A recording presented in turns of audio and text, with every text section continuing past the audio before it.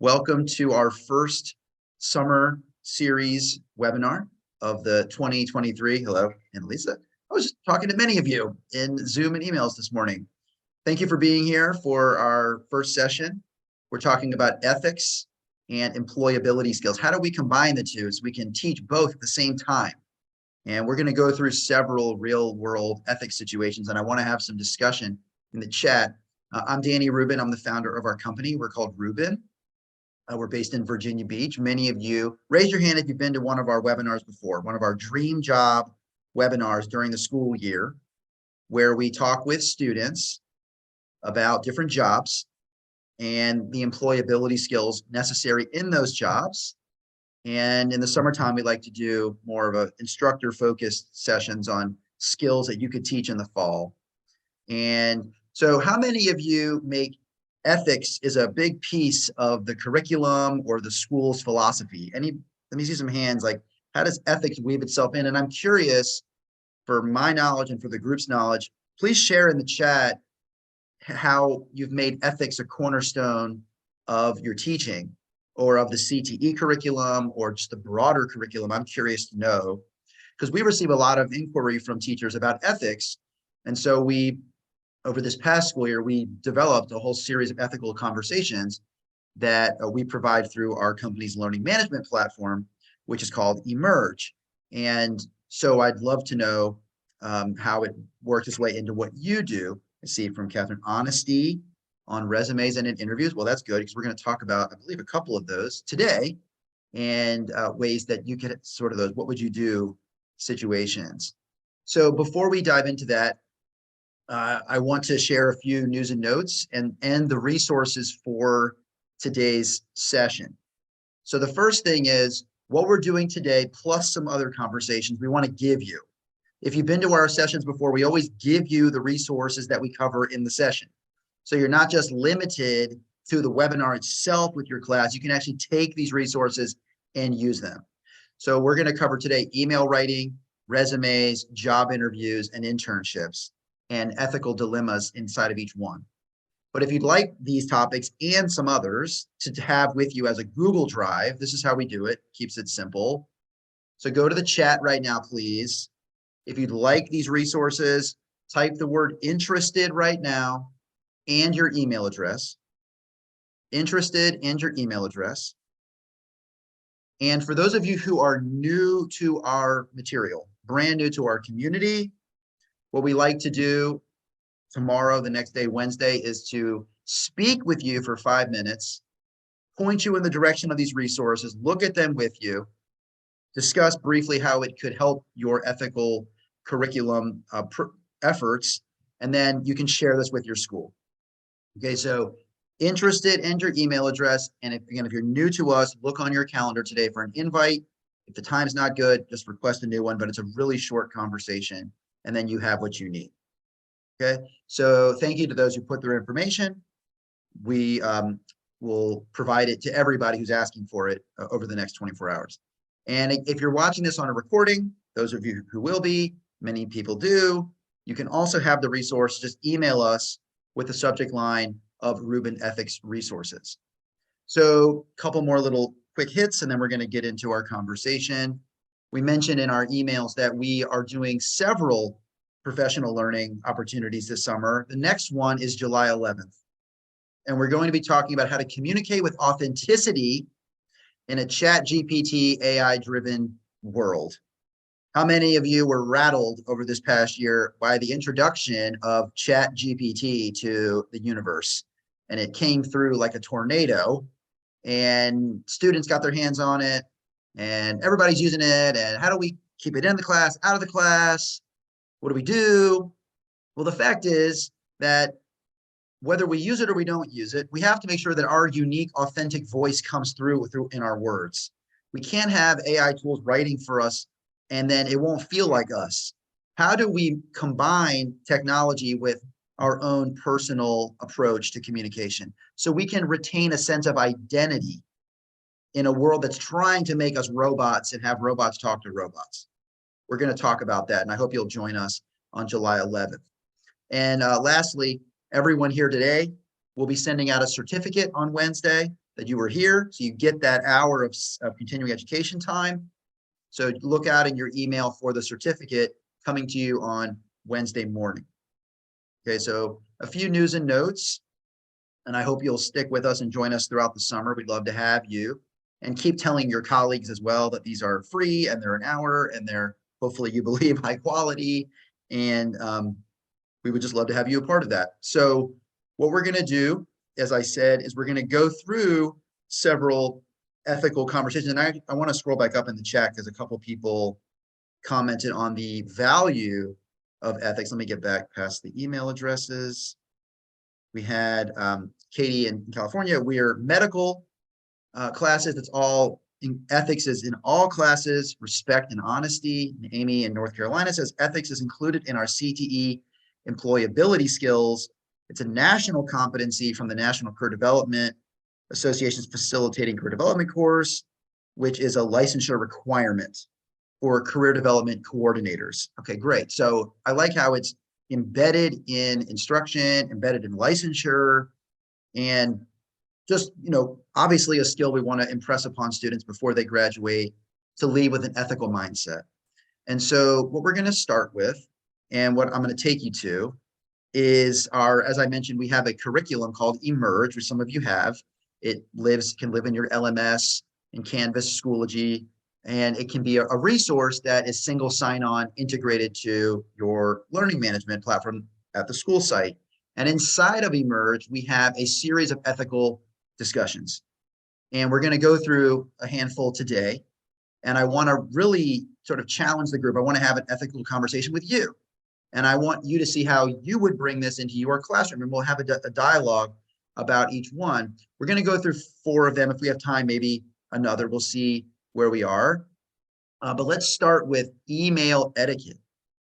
And first of all, we talk a lot in our webinars about the value of writing well, being a good communicator in emails. We're going to set aside today the discussion about subject lines and addressing people, some of the basic. We're just going to assume for the moment that students know how to write an email, and we're going to work in that context, and we're going to explore a real world ethical challenge. So I want to show you below, and I'll have my chat open. We can talk in a moment about a real world ethical situation.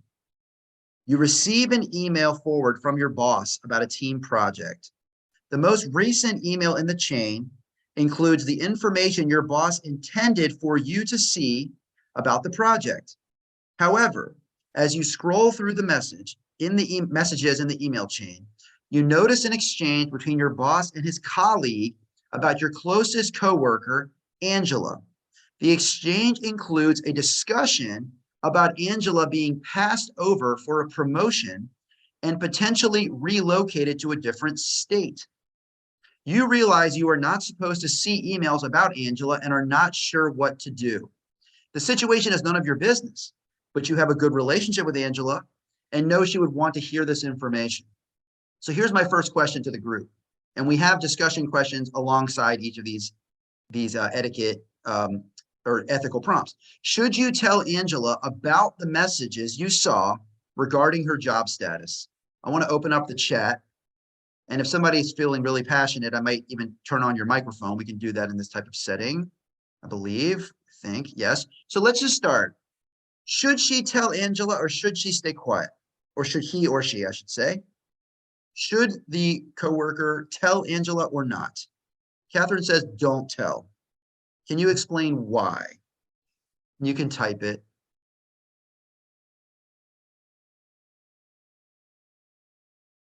No telling anyone she should stay quiet. It's not her business to share. Don't tell. Let's see. Not to put anybody too much on the spot, but I would like to have more voices in here than just me. So let's see. Amy, Schroeder, I'm going to start with you, okay? I'm going to give you the ability to talk. Can you just share, Thanks, speak Danny. up and share your opinion here? Yeah, sure. Can you hear me? Yes, we can. I guess, great. My first thought is no, not to tell. This is something like a confidential file that you shouldn't have access to, and to go from that angle and let the folks know above you that you inadvertently have been given access to something private, and they should be aware of it, and let them handle it from their end with the folks who have leaked the private information. Okay. That's another angle that I hadn't really thought about. Like, you should go back to the person who sent the message and say, hey, I shouldn't have seen this. Like, I want to let you know I saw this, but Yeah, not tell your friend. Correct. And your immediate leadership, so they are aware that you've received something confidential. So that folks are informed that private information, inappropriate information is being leaked haphazardly, and be done with it. And you step away, and you're doing something, you're practicing integrity and ethics by keeping your mouth shut and making sure that higher ups are aware of that private information has been leaked. Excellent. I love that perspective. Would anybody else like to chime in through the audio?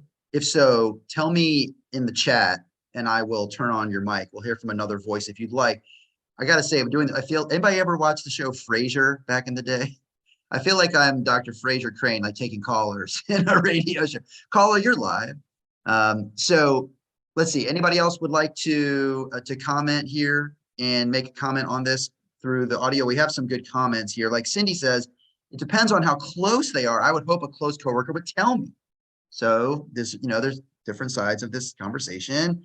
Christy said, alert the sender, other things were included, right? Catherine says it could cause tension in the office. And like you said, you go into I think a lot of people are saying, go to the person who initially sent the message and let them know. So I think that's great advice. And, the hope with these ethical discussions is that we're putting students in these real world situations, right? That they haven't been exposed to yet. And it really puts them in these tough situations of how would you act? What would you do? And that's what we're after with these conversations. Any other comments on this particular discussion before we move on to another one?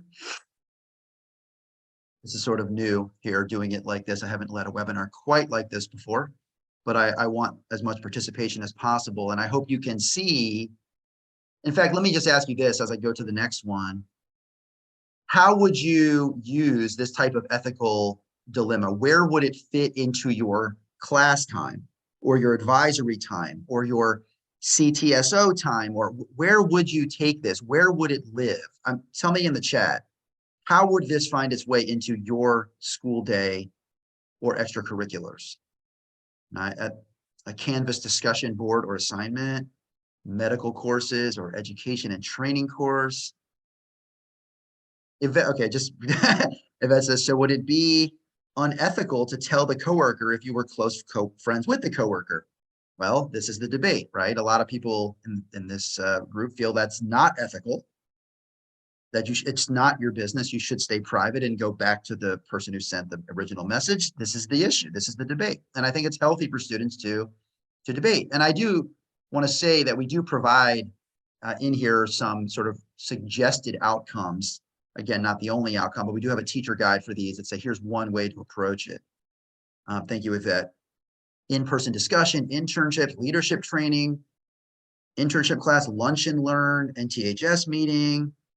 Love it. Great ideas all. And you could probably say the same for any of these conversations. So I appreciate you doing that. I also, let's see, let's do resumes now.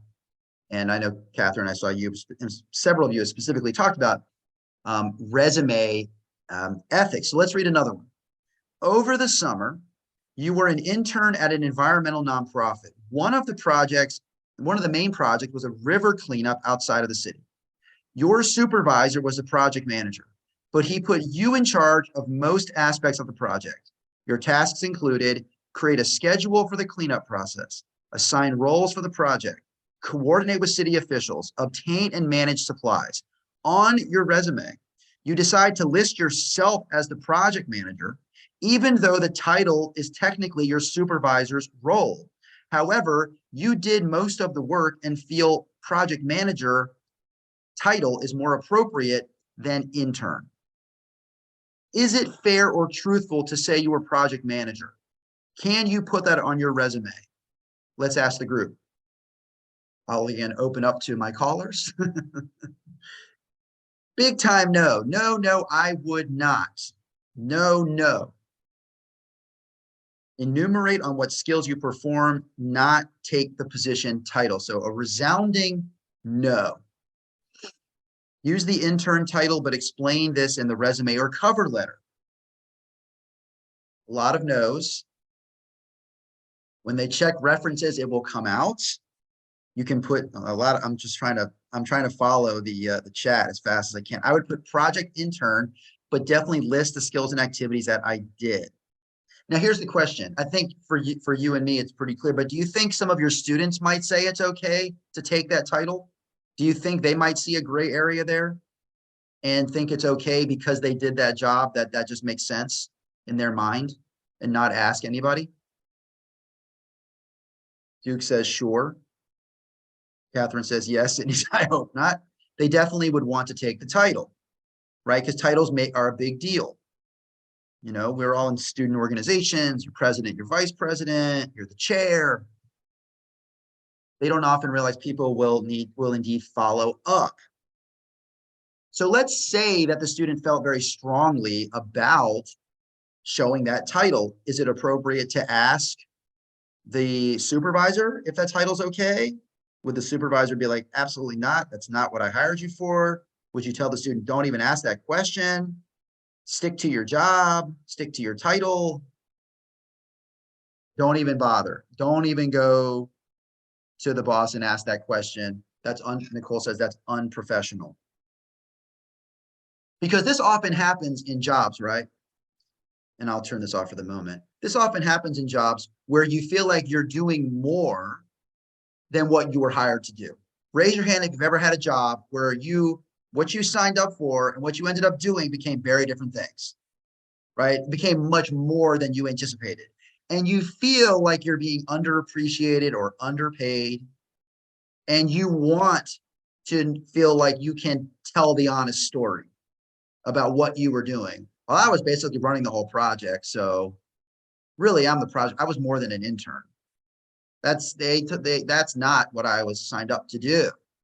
So I do think that this could lend itself to a conversation about, even if you feel like you are were hired for one thing, doing another, you can't make up facts on the resume. And that's a big problem for adults too, of embellishing your life on a resume to paint a better picture of yourself. Does anybody want to make a comment about this through the audio? Want to say anything additionally about that? Again, I'm happy to bring in more voices than just mine. If you'd like to, you can make a note in the chat and say, I'd like to say something, and I'll turn on your microphone. But I think this could lead into a lot of different conversations about being truthful.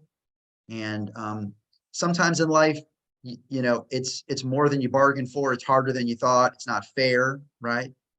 But I mean, I think we all understand that sometimes life's not fair. You got to deal with it, even if it's not exactly what you had in your mind.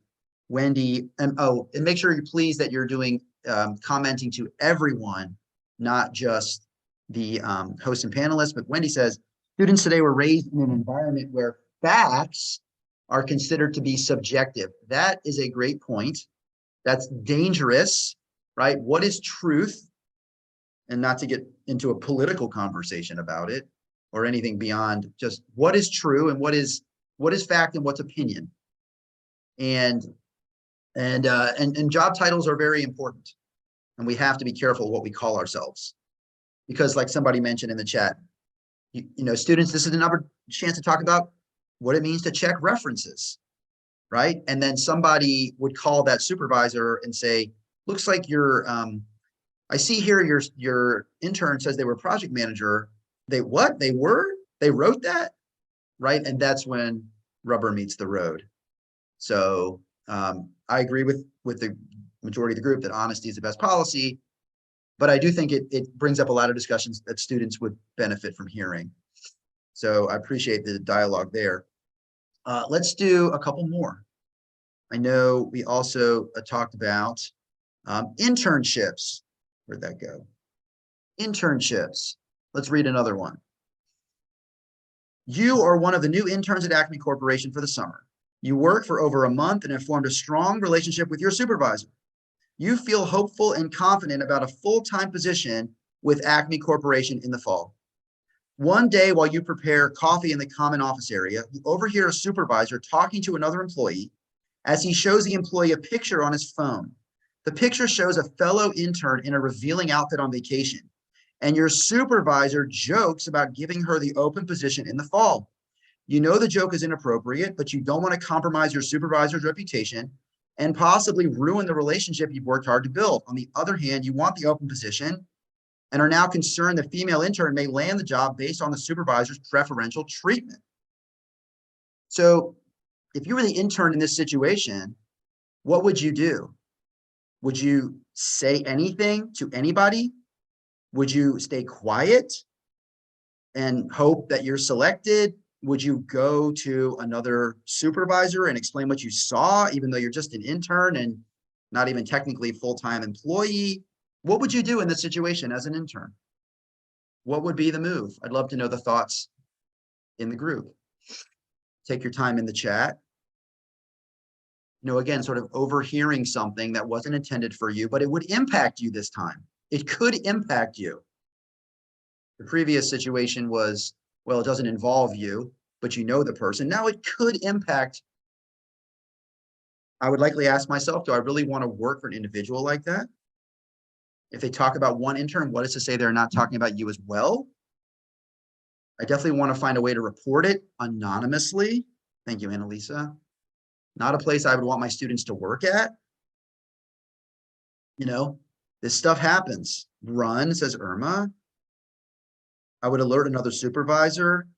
And Yvette, please make sure it's sending it to all attendees, not just hosts and panels. But Yvette says, this is a tough situation. We know in the real world this would not end well, probably for the person if they told.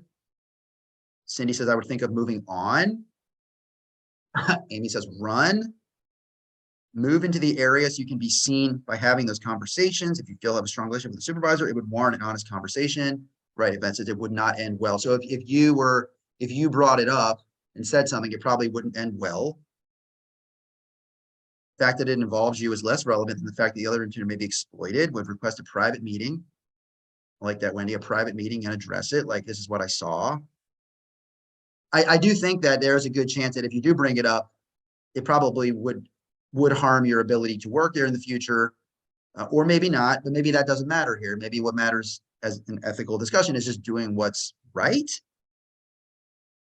You know, there's a lot of times we could do what's right, or we could do nothing, as opposed to doing the wrong thing. Many times doing nothing could be just as damaging as doing nothing, or staying quiet in the face of something that you perceive as inappropriate. It's tough. What do you think your students would say? Think about your students. How do you think, thinking about the students you just had this year, what would some of them say? And I do think there's generational differences in social norms. That says, I believe they would absolutely tell. Okay. I'd like to know what you think your students would do in this, if they saw and heard and they were in these shoes. I'll turn this off for the moment. Call them out for throwing shade. A very Gen Z way of saying it. Any other thoughts on what would your students do? What do you think if you were in the room with them having this discussion? What do you think they would say? They would get a good reference, and if offered the job, respectfully decline. Like that move. Mine would go probably quit or go head on with the supervisor. Some of them would say, I'm trying to keep up. They would confront the conversation immediately. Some of them would say something, others would stay quiet. Some of them would call it out right then and there. This generation might approach them on the spot. And perhaps other generations would have just put their head down and said, it's not my business. Now, that may be a defining difference with this next generation and what they will tolerate in the workplace or not. And I think that's very interesting. So I think these conversations could go in a lot of directions for you about society, culture, norms, beyond ethics. I appreciate everybody's comments. They're excellent. Any other comments on this? Any other last thoughts? We can do another. I hope you're enjoying this. This is a new resources for us. We haven't really had a forum like this to really lay it out and talk it through with educators. So I appreciate this opportunity. Thank you, Irma. Let's do another. And actually, let me remind myself what second. We talked about job interview. Let's go to job interview. Okay. And what we did here, if you look at the list, we did ethical discussions that align with many of the units in our curriculum, cover letters and report writing, client communication, student leadership. So many of the units that we cover in our curriculum, we have ethical discussions that go with it. So that's why you see the topic that you see. We have units that teach skills for many of these areas. Let's see, we're talking about interviews. All right. You are a high school student at a job interview for a sales position at a large retail store. You feel prepared and the interview seems to be going well. The interview was held in one of the supervisor offices, which overlooks a register at the store. While the employer explains the job requirements, you see an employee behind the counter at the register look side to side and slip money from the register into her purse. You are the only person who witnessed the employee take the money, but you feel conflicted because you're in the middle of the interview and you don't want to interrupt the employer. You also aren't sure if you can trust what you saw and don't want to get the employee into trouble and risk her job if you misinterpreted the situation. So what would you do in this situation as a student for a part-time job at a retail store? Do you say something? Do you let it go? Oh, thank you everybody for these comments. What would you do in this one? In the same vein as the others, but okay, Annalisa, this could be a test. Are you saying like this could be like they did the employee did it on purpose to see what the person could do? The plot thickens. If I'm not 100% positive, I say nothing. You don't have a relationship with the coworker, so by saying something, you are showing your integrity. So this one really is split, I think. Some are saying do it, some are saying don't do it. Irma saying after the interview, or maybe after you're hired. Also, it'd be difficult to work alongside that person, seeing what you saw, or maybe unsure of what you saw, but you're going to have it in the back of your mind. Any other thoughts on this one? This one's really, especially because you're not even working there yet.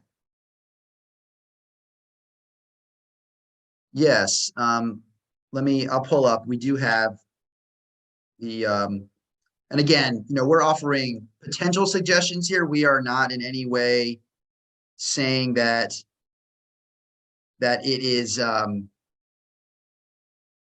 end all be all. Where is that document? I'll try to locate it. I thought it was in this list, but maybe we put it somewhere else. Oh no, I think maybe because that's why. I was signed in as a student and it was hidden from me. It was working.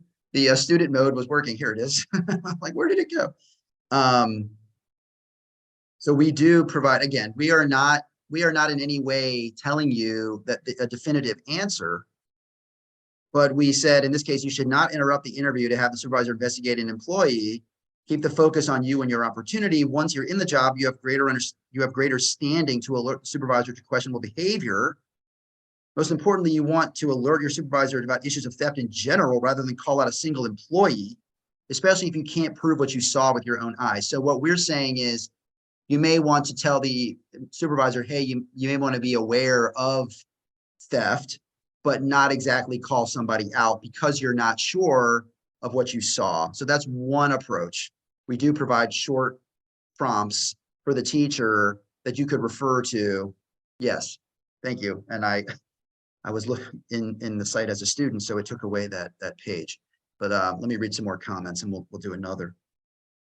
The employee could have been making change with her own money. If you're not sure, innocent until proven guilty. Fair point. Fair point, Duke. Again, you don't exactly know what you saw. Plus, it's like it's your first day in there and you don't, you're right.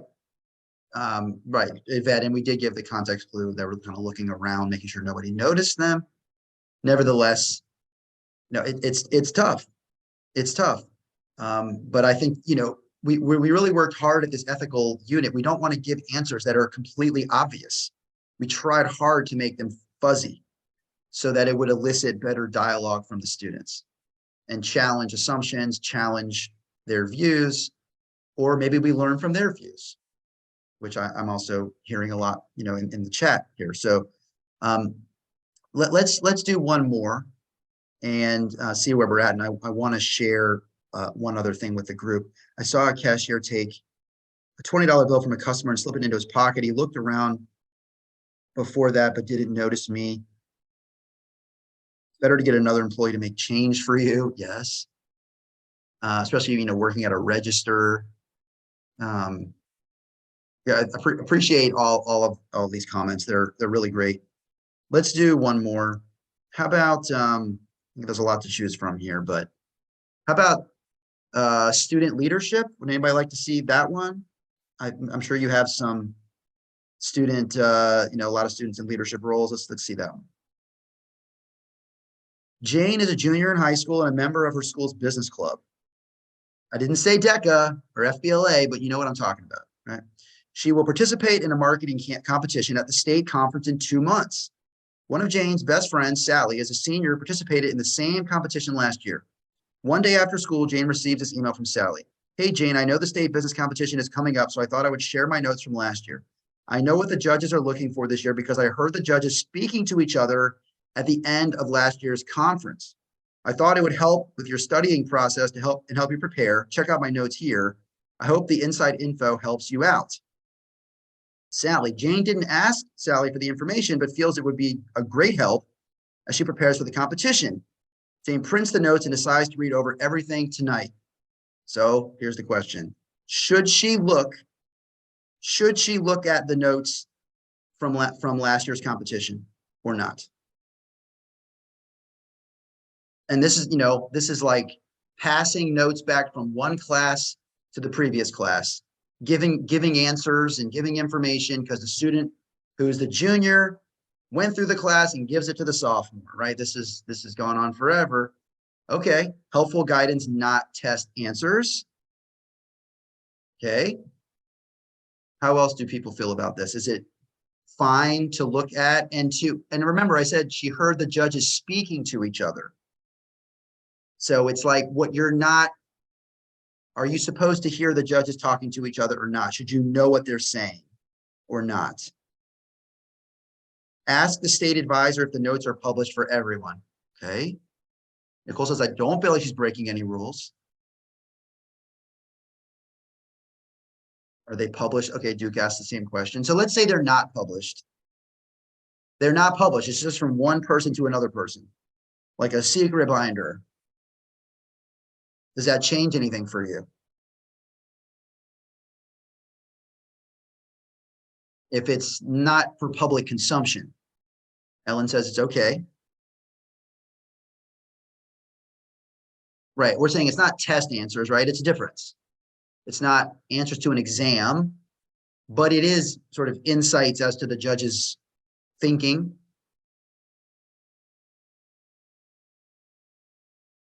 The event may be changing. There's a risk to use them.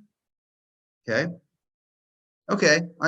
I see the group's consensus here that there's no ethical dilemma in looking at these notes. Right. D says, you know, I guess you could take it with a grain of salt, right? Because the competition could change.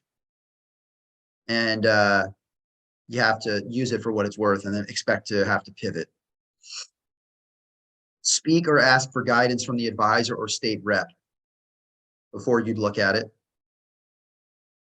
How do you think your students would react to this? Would they also find no real issue with it and just say, oh, it's fine, it's just helpful notes?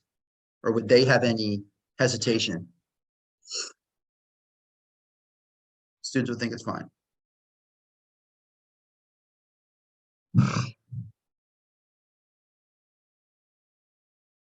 Okay, they would definitely look. Okay. Perhaps less of a conflict than other conversations that we've held. Okay, let's look at one more, and then I'll show you one other thing. We'll take a ethics break. How about,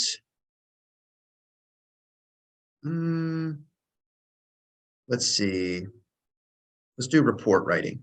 How many of you help students learn to write reports in class? Learning how to write business reports, very real world skill. And ethics can pop up in any moment, right?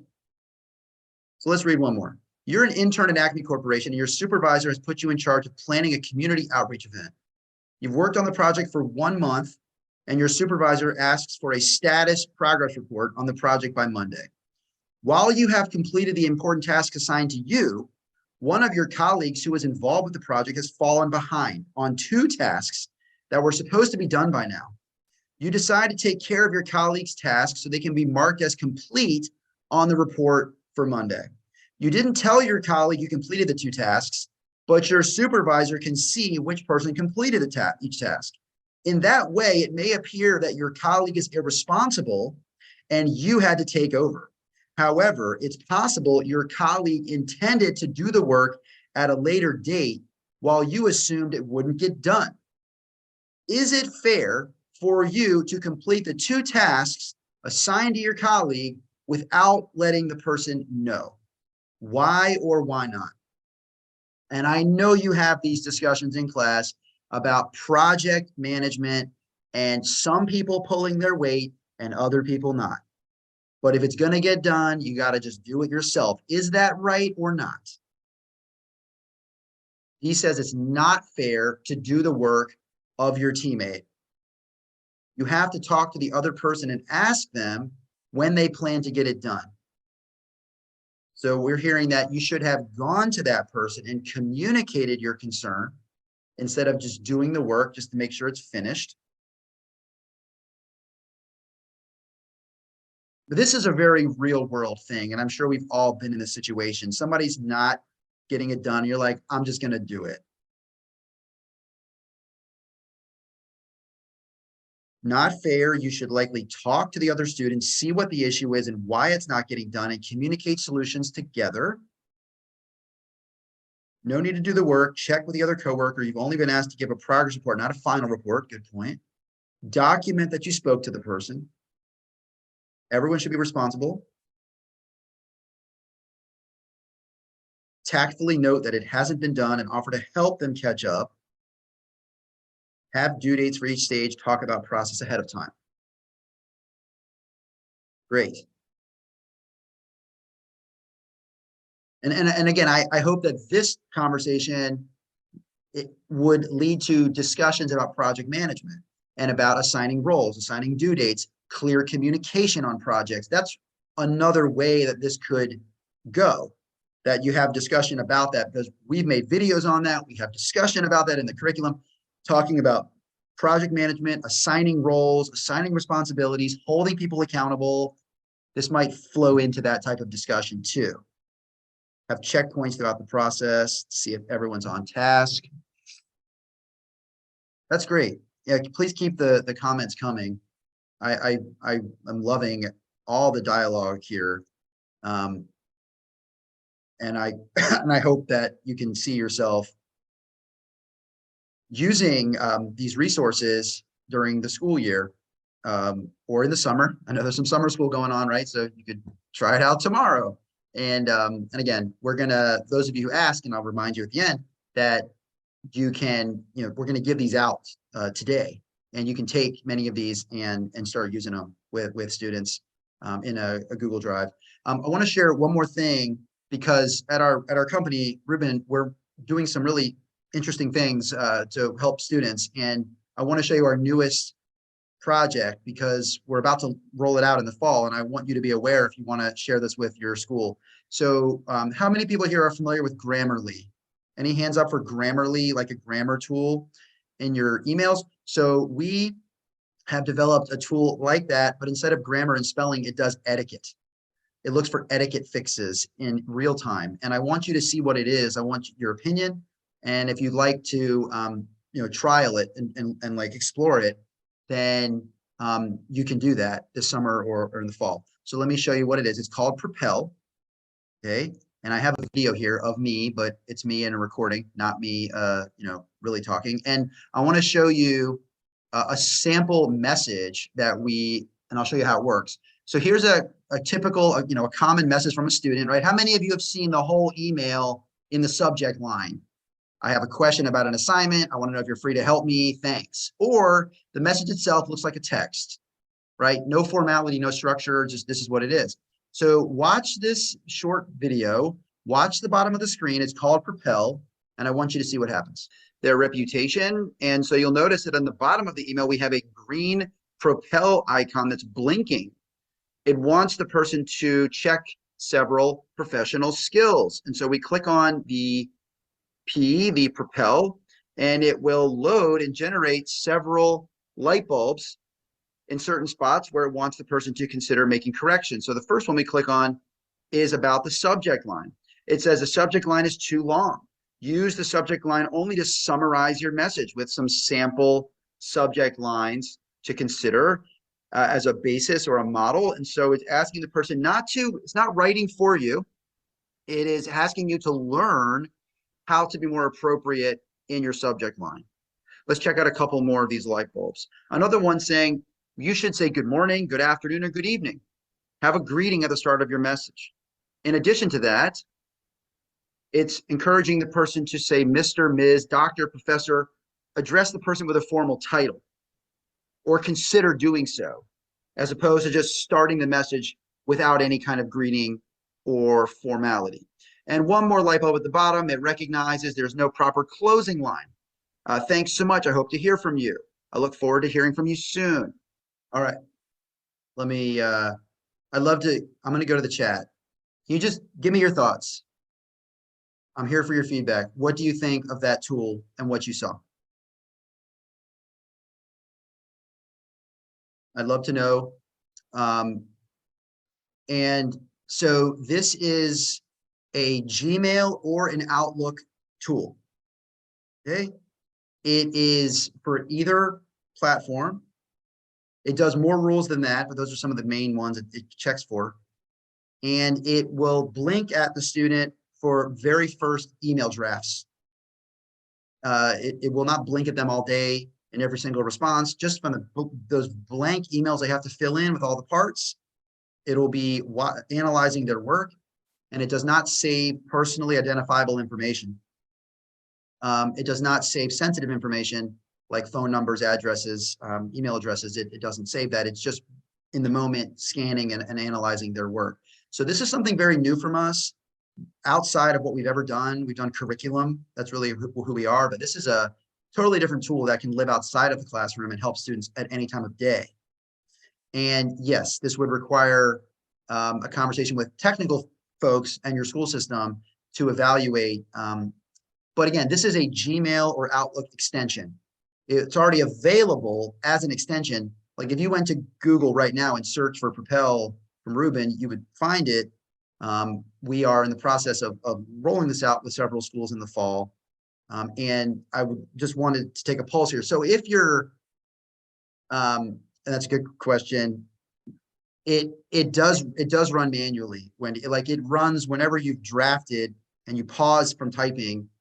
It then starts blinking at you once it sort of has a chance to run, and it'll blink if something is out of step. And this is just sort of the first phase. We're going to continue to build on this tool and make it even more diversified with the soft skills and social skills that it gives out. But we're very excited about it. And here's what I would say: if you are interested in exploring this tool for your classroom or your school, put your email address in the chat, please, one more time, and we'll follow up and let you play with it or show your IT folks and let you just kind of get familiar with it, because we will have it starting in August, and we'd love for you to be one of the first school systems or classrooms to use it. and give us feedback and see how your students' email etiquette can change, perhaps, immediately. So again, if you're interested, just let us know and we can show it to you and you can bring in the technical people to evaluate it. I would love to have as many of you as possible this summer kind of get an early look at this and be able to try it out with us and let us know what you think. So I would have been remiss if I didn't share that because we're working really hard on this tool and we're excited about the impact that it can make. Let me just reiterate what I said at the beginning. If anybody missed it, if you'd like the ethical discussions that we talked about today and others, just go to the chat and type the word interested. So I know it's related to the ethics conversation. Put interested in your email if you missed this at the beginning. And we'll give you these resources. And if you're new to us, our goal would be to have a really short conversation so you know how to get to it and how to implement our Rubin content. We try to have a different, approach than other curriculum providers out there because we focus so much on the employability skills along with these other themes. I know we're not at a full hour, although I feel like we kind of did a lot, and I will give you some time back in your summer. But does anybody have any questions right now about the ethical conversations, that Propel tool I showed you? Anything else right now that I can answer for you, and we can adjourn a few minutes early. But I just thought this was a fantastic session. It's going to be hard for people to watch on recording because they can't see the chat, but we saw the chat and it was active, as they say. And thank you, Amy. Thank you, everyone. Look forward to seeing many of you this summer in these webinars or out on the road at conferences. Appreciate you. And I look forward to chatting about this, that, and the other in the next few weeks. So if nothing else, I'll let you go and have a great rest of your Tuesday.